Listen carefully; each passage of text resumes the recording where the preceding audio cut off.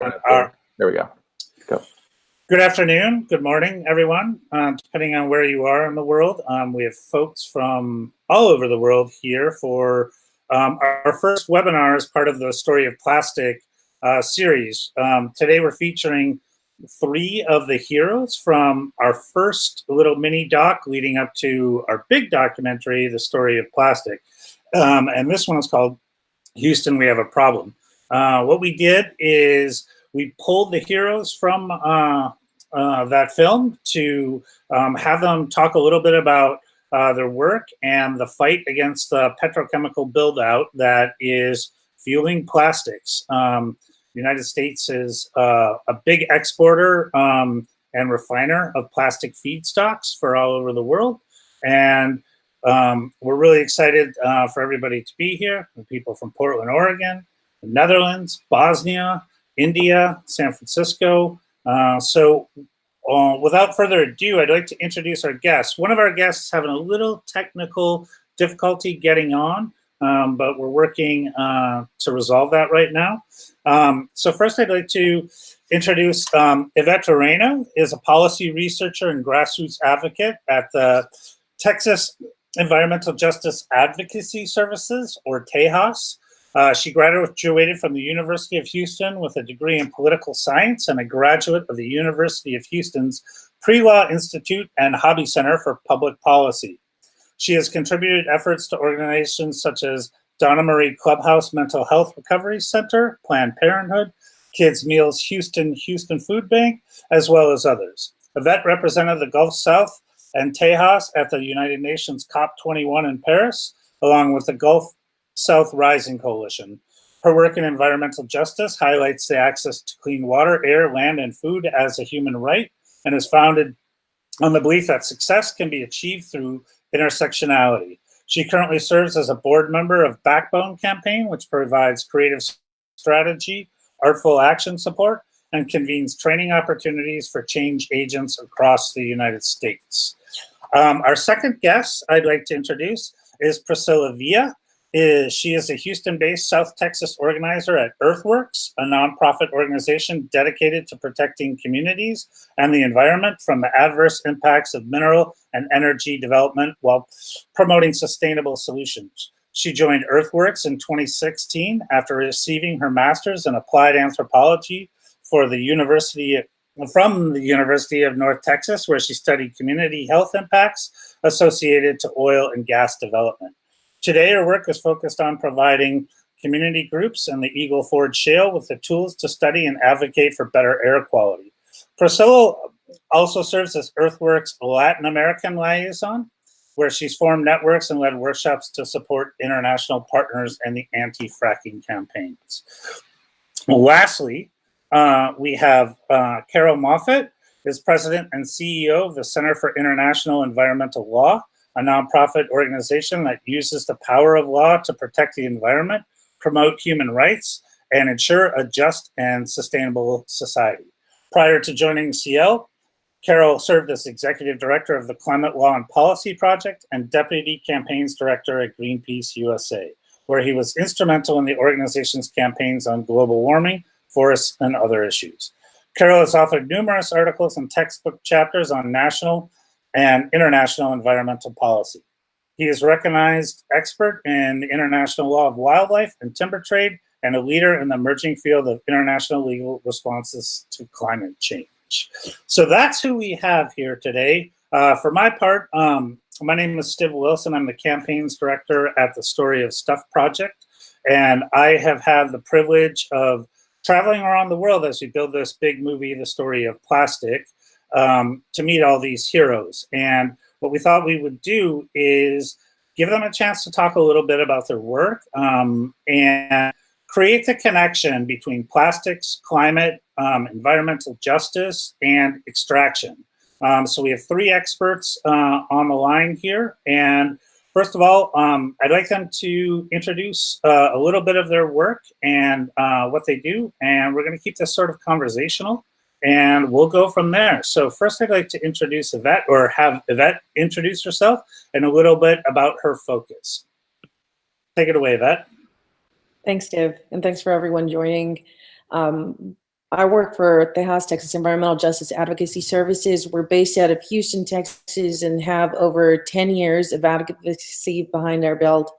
And honestly, it's grassroots. We focus on touching base with community members, whether they're faith-based, economic justice groups, food justice groups, immigrant rights justice groups, because that's what we focus on in environmental justice, is the intersectionality of how these issues are faced by the most vulnerable communities that are sitting and hugging next to chemical refineries, petroleum plants, storage facilities. So the real world impacts of what it's like to live in a city where you're in a frontline community that has absolutely zero zoning. That means there is nothing illegal about placing a park, a school, a hospital, a home, a community next to a plant where there are absolutely no buffer zones. So our duty in advocacy is bringing the information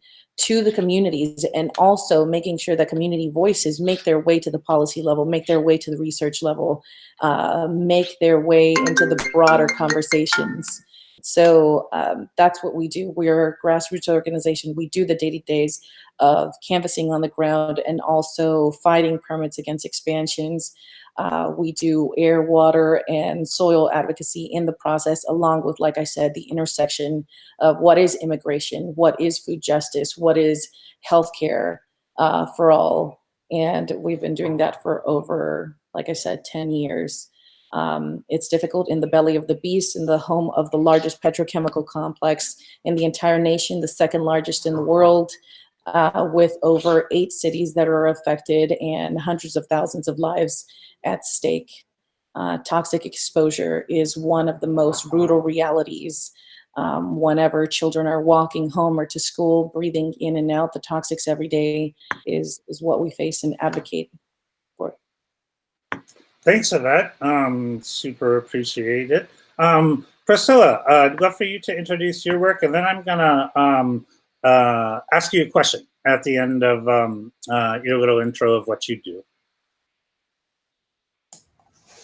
Hey everybody, and thank you, Stiv and the Story of Stuff, for bringing this webinar together. So my name is Priscilla Villa. I'm the South Texas organizer at Earthworks. I am based in Houston, Texas, and Earthworks is a DC-based organization that works on supporting communities who are impacted by oil and gas.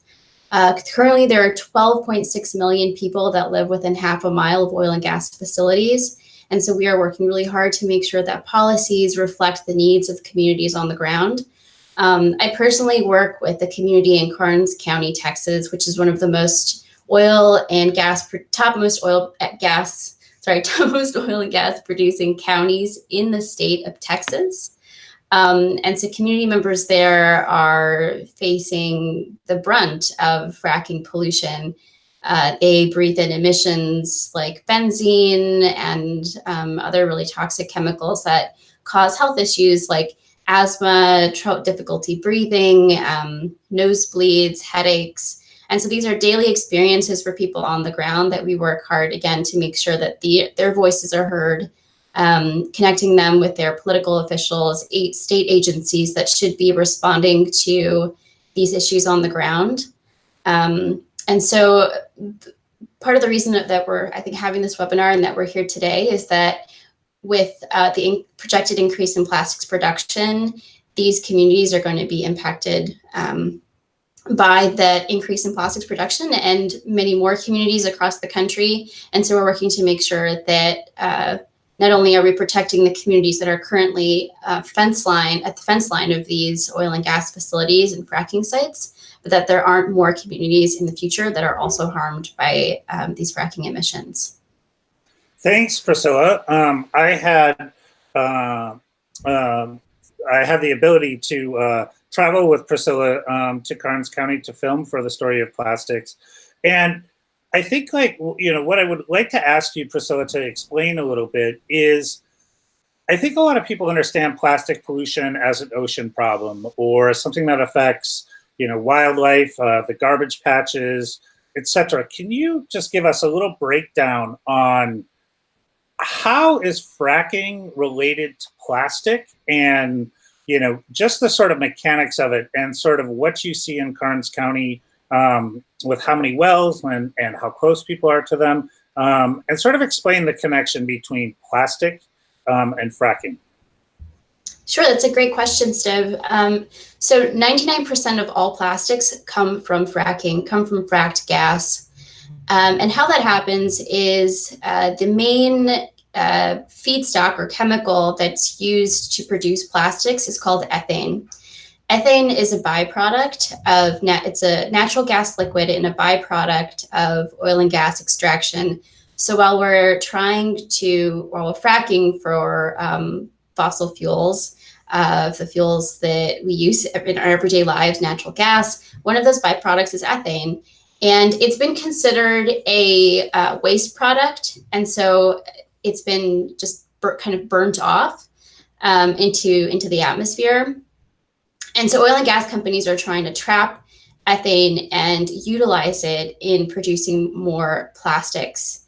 And the way that happens is ethane is cracked into ethylene, which is the main product in all of our everyday plastics products.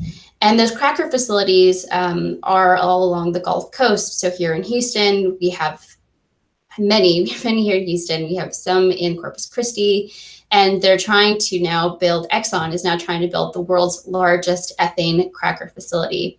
So again, the threats are not just in our oceans, the threats and the pollution is also happening at the extraction site. So plastic pollution is not just in the oceans, it's in people's backyards. One of the communities that I work with, community members, they live about 200 feet from an oil and gas site that is producing, again, methane, benzene, toluene, all of these really harmful toxic chemicals. So we really want to emphasize that pollution is not just in the oceans. Plastics pollution is also in people's backyards. Thank you, Priscilla. I'd like to hear a little bit more about the backyards and maybe the front yards with the communities Yvette works with in Houston. I think a lot of people have thought about the human health effects of plastic pollution as related to eating a fish that's eaten plastic or that sort of thing. Yvette, could you give us an idea of what kind of human health impacts we're talking that are associated with the refining of plastics and what it looks like in your hometown here of Houston?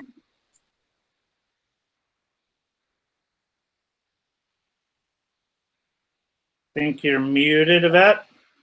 There we go. So just the everyday of what it's like to live in a community like Manchester, which is the main community that we advocate for. Like I said, there is nothing illegal about placing a park, a school, a church next to an oil and gas facility, next to a chemical storage facility. That means that we're not talking about hundreds of feet away. We're talking about next door neighbors, folks who are sharing a yard with a storage facility or completely surrounded. And so the everyday is not this, it's not this massive event where there's a fire and all of a sudden people become sick. It is an entire lifetime of exposure. So not only are our communities faced with the chronic, but also the acute symptoms of toxic exposure. Now, what that looks like in everyday exposures is everything as simple, and I say simple in the worst types of ways. Anything as simple as a headache, nausea. We're talking about irritation of the eyes, nose, and throat from chronic, again, a lifetime of exposure, leading all the way to more harmful and severe things like asthma, other upper respiratory issues, childhood leukemia. Within the city of Houston, back under Mayor White, the UT School of Public Health released a report that admittedly said if a family lives within a 2-mile radius of the Houston Ship Channel, which is home to over 300 oil and gas firms established along our Houston Ship Channel, if they live within 2 miles, they are at a 56% increased chance of having leukemia compared to a family that lives outside of a 10-mile radius. Those numbers are staggering.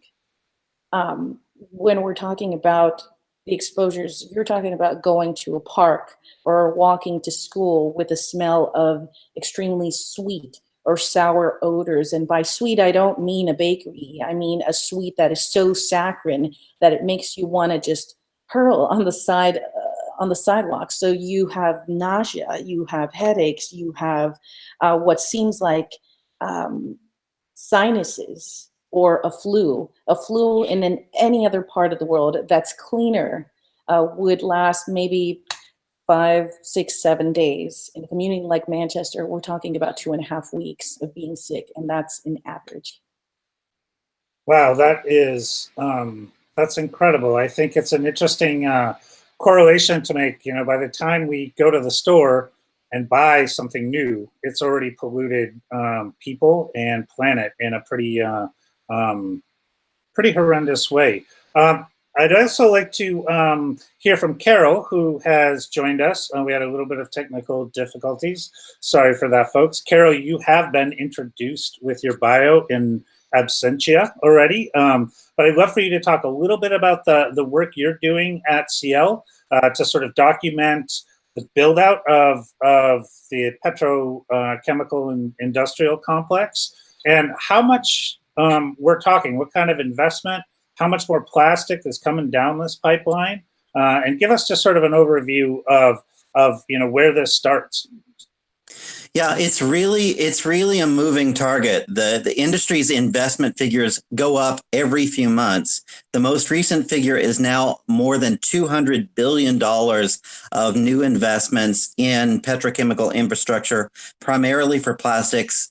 And that's into 333 new or expanded facilities. And I think the critical thing is those expanded facilities, they're across the Gulf. They're in places like Pennsylvania and the Ohio Valley and West Virginia. So we're really seeing this explosion in new investment in long-lived toxic petrochemical infrastructure. And all of it is being driven by the natural gas boom, and indeed a natural gas glut, where they have so much cheap supply of natural gas and natural gas liquids that they need something to do with it. And what they've decided to do with it is lock in decades more production of plastics we don't need.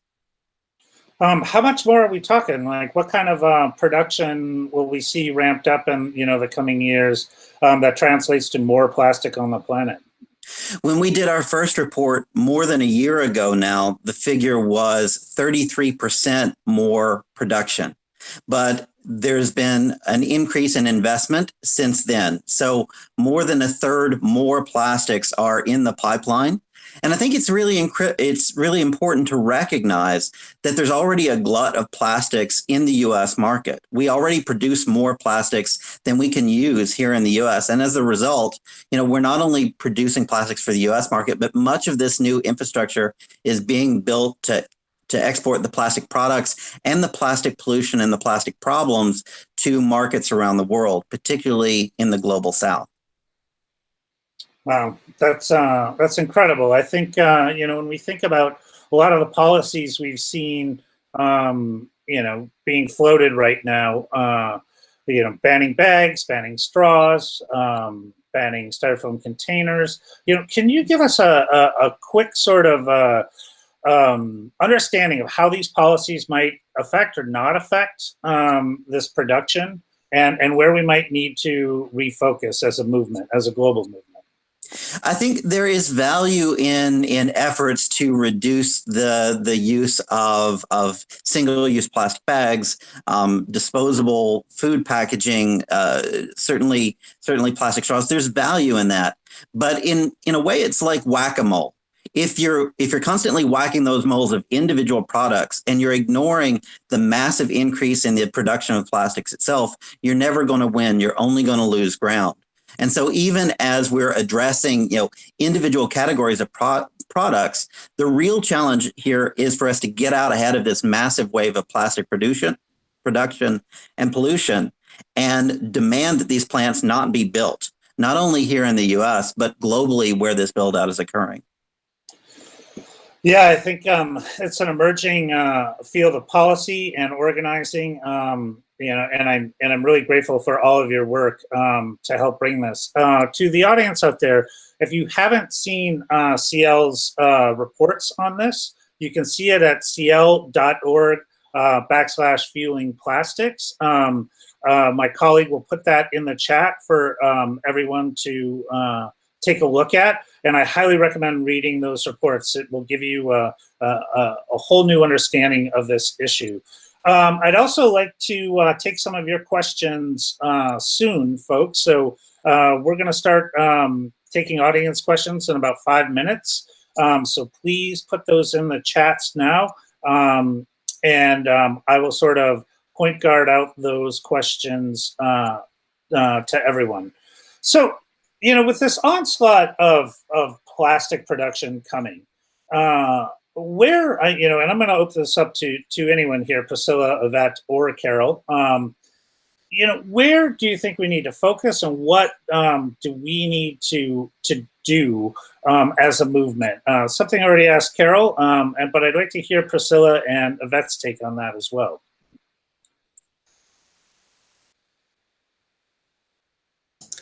I can go ahead and start. I think we need sort of a multi-pronged approach to the solution. And I don't think it's just a solution that'll sort of be the end all be all. I think that's one of the reasons that this is a global movement. We have the feedstock for plastics coming from places like Texas and Pennsylvania. And we have the plastics productions happening also along our coastlines, and they're affecting, vulnerable communities here in the States. But then plastics production is also happening in other countries across the world. So this is definitely something that we need to be working on as a global movement, which is, I think, why the Breakthrough from Plastics movement is so wonderful. But we need to not just prevent new plastics buildup from happening, but we also need to work on protecting and emphasizing the impacts that communities on the ground are facing right now. And that includes communities at the fence line of production facilities and communities at the fence line of oil and gas facilities. So policies that aim to protect people from harmful emissions, aim at protecting reducing methane from escaping into the atmosphere, are all things that will help the communities that are currently being impacted firsthand by plastics production. And what's your take on it, Yvette? My take on it is that in a world that's touted, or in a nation that's touted as a supreme power, as leading in capitalism, as leading in democracy and freedom, that we need to hold our government officials, we need to hold our locals, we need to hold corporations accountable for the damage that they're not only creating here in our backyards, but globally.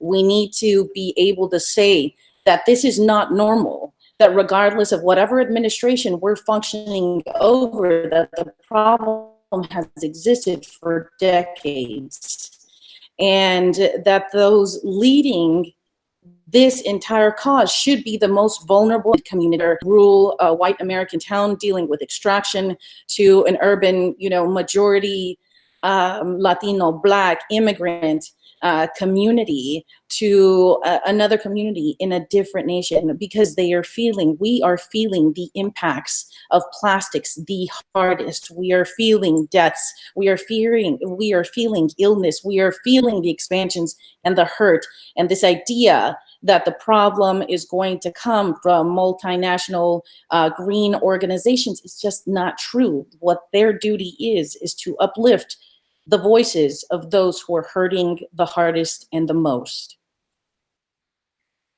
Thank you. Thanks, Yvette. I want to now turn to a few questions from our audience here, and I'm going to do this sort of popcorn style. Anybody who wants to chime in, Priscilla, Yvette, or Carroll. I have a question from Gloria. As eco-friendly consumers, in what ways can we contribute in reducing plastic production and pollution, in addition to paying attention to our own consumption choices? That is a really great question, and it gives me a chance to chime in on the conversation we were just having. Because when we recognize that the plastics crisis and the toxics crisis and the climate crisis are interwoven, what you realize is that there are multiple ways that you can go after plastics, regardless of where you live. The first way is to help keep the fossil fuels in the ground in the first place. Working to stop fracking, working to stop the pipelines from moving, and those are in communities across the country. Join those fights, get involved in those fights, and if we keep the fossil fuels in the ground in the first place, we're helping stop the plastics from being produced. Raise questions when these facilities get proposed in your community or in a neighboring state. Raise questions about, do we really need this plastic? How are we planning for the impacts, and who's responsible for those impacts?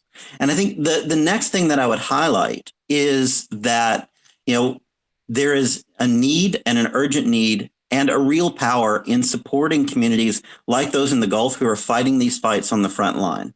And so if you want to make a big difference in the plastics fight, we have the benefit of having leaders in the environmental justice community across the Gulf and around the Ohio Valley and elsewhere. Get out and be there for those communities in these fights, and that will make a big difference. And finally, yes, of course, take account of plastic in your own life, but know that just being a responsible consumer is not going to solve this problem. In fact, it's been the industry's excuse for inaction for decades. Dovetailing on that, there's a question from Jane. And so specifically, what are the most important things individuals can do to support global and national policies to limit production on new plastics? Just sort of drilling down a little more specific. Maybe Yvette or Priscilla wants to jump in here. I would say to get involved in a city with multi-million, not only dollars from oil and gas, but also massive populations. We are few and far in between who are actually part of this fight. And what that does is that wears us down, that breaks us down, whether it's mentally, emotionally, and it's a difficult process. So bringing in outside energy, it doesn't matter what community you're from or you're with, there's always something, there's always some resource, whether it's assisting with social media, having community town halls and meetings. We have seen how that has worked for so many different campaigns, not only politically motivated, but for other causes. So becoming involved, drawing people together, sharing the story. Stories are powerful. The narrative is powerful, and letting people know that the plastic water bottle that they're purchasing, at the gas station because they're thirsty, that thirst is hurting someone in a community. So being able to hold off on some consumer choices, but also being involved. An hour a day, an hour a month, it doesn't matter. Money can only do so much if you don't have people that are being supported by other people. We're going to run each other through the ground.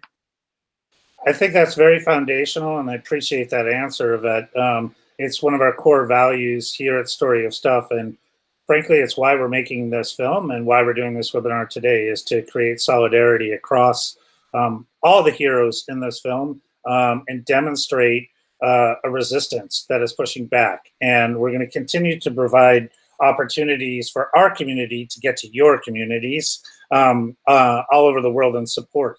On that note, Priscilla, you've been a part of the Break Free from Plastic movement. And there's a question from Hannah. Could you talk a little bit about the Break Free from Plastic movement and its role in raising awareness and creating a common narrative to address the global plastic problem? Sure. So I think that's a great question. The Break Free from Plastics movement is a global movement made up of over 1,000 organizations that are all working together to reduce plastics pollution around the world.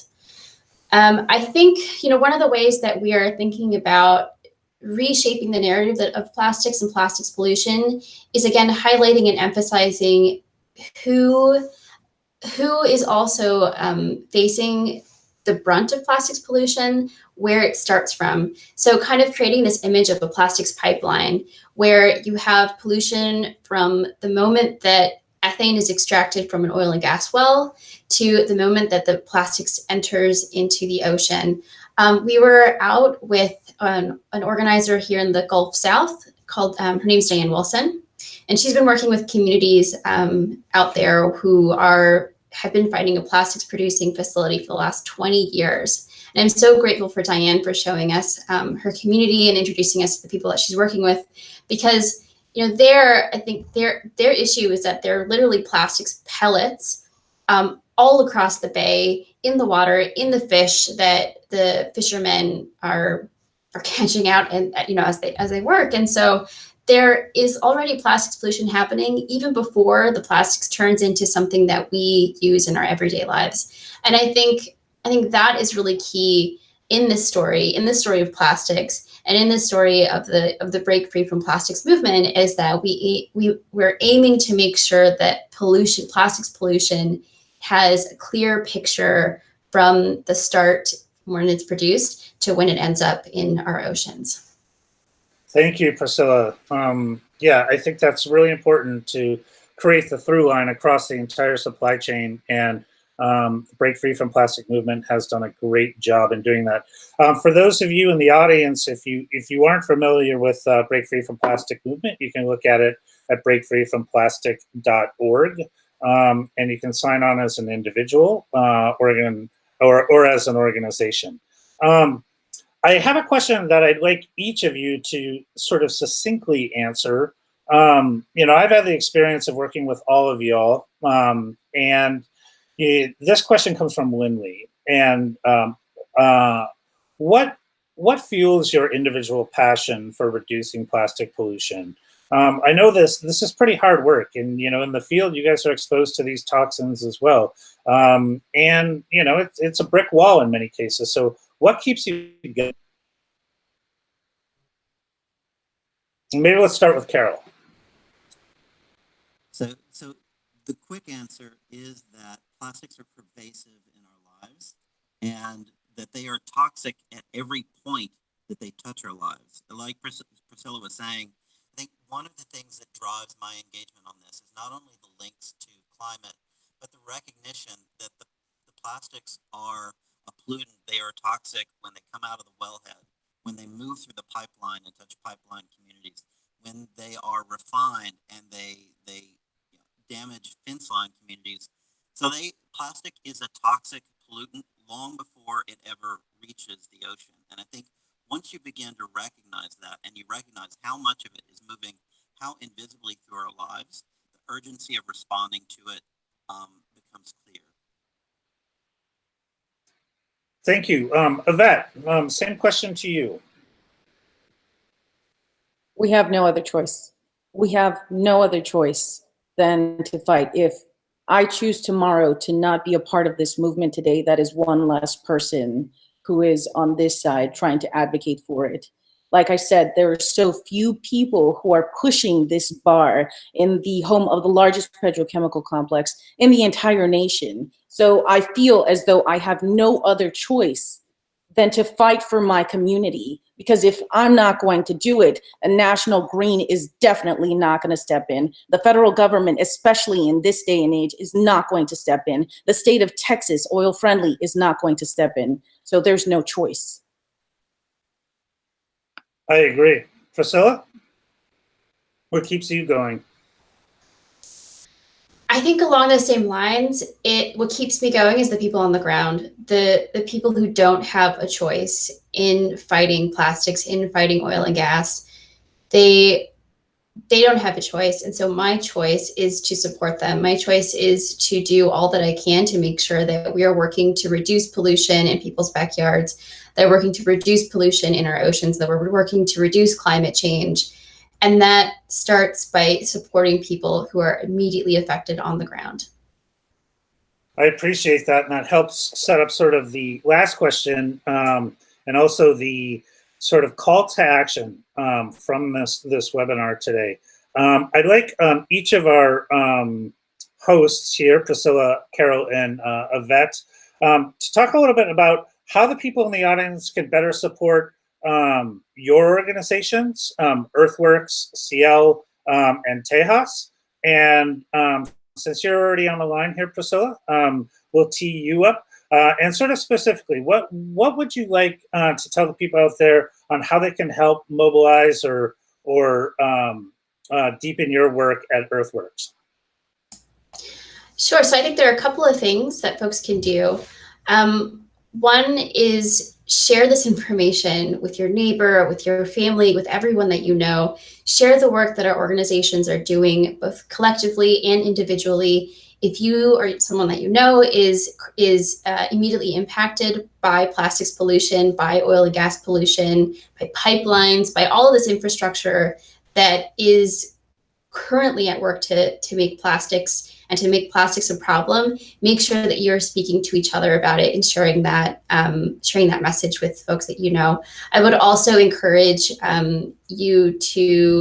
folks out there to talk to your local representatives, any government official at all levels, to make sure that this problem is being heard, so that when our organizations are promoting and advocating better policies, better practices, that there is already our government officials are already aware that this is a problem, and that folks all across the country are talking about it and care about it and want something to happen, and want our government officials to act on that. So I would encourage you all to do that, and again, to share this amazing work that we're all doing together.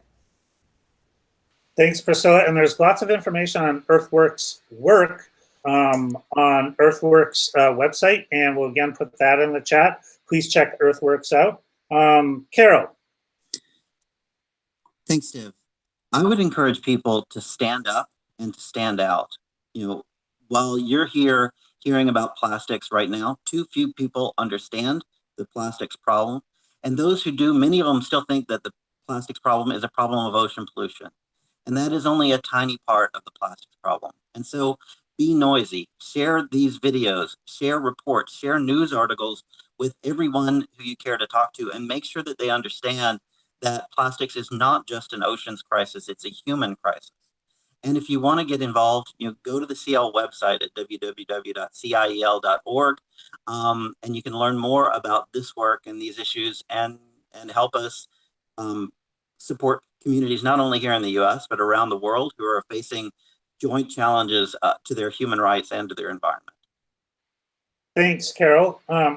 Yvette, I'm curious on your take too. I know it's pretty difficult where Tejas is situated, is in a company town in Houston, and a lot of the resources are locked up, in non-controversial giving and philanthropy. How can our audience members support your work at Tejas specifically? If you want to donate 50 cents, donate 50 cents. If you're outside of the country, if you have some sort of resource, whether it's scientific, you have someone with an air monitor who wants to come down and help us out, do that. If you're within the country, do reach out to your public officials, let them know that this is not only part of your conscience, your community's conscience, but should be on their docket, to continue making conscious consumer choices. Any plastic that is being purchased in any part of the world is hurting a community. And following groups like the Story of Stuff, like CL, like Earthworks, follow us in our social media chambers, because we're using social media in order to echo out this message. But Tejas is very small. Our group is very small. We're working with a group of about 4 people. We lack capacity and people power in resources, whether it's science or financial. So we're definitely using those social media chambers to get the stories out, so that people know that in big oil and gas states, we are not supporting this industry that's killing us. So please help us get that message out. We will. Thank you, Yvette. And to our audience out there, we're going to wrap up here. I want to say thank you to our guests, Yvette, Carroll, and Priscilla. And one call to action coming from the story of stuff. We have a film, Houston, We Have a Problem, which documents this issue of extraction and refining and the glut of plastics coming into the system and already here. One thing you could do today is bookmark everybody's website mentioned here and take a look at it. And secondly, take that video that we made about these three heroes and send it to your elected officials and ask him or her the question, do you know where plastic pollution starts? I want to thank you all for joining us. We're going to have several more webinars at different parts of the supply chain that represent different parts of the film. Pay attention to Story of Stuff social channels, both on Facebook, Instagram, and Twitter. We'll be putting out our next short mini doc here in the coming weeks. And we will also be documenting work from all over the world. The next film will be featuring one of our colleagues in Jakarta, Indonesia, and their work at the interface of consumer and culture change. So I look forward to another webinar in about a month's time featuring the people in that film. And for my part, thank you for joining us today. Stiv Wilson, Campaigns Director for the Story of Stuff project. And follow the story of plastic, and let's work together in solidarity to solve this problem, because it is solvable. Thank you all. Thanks.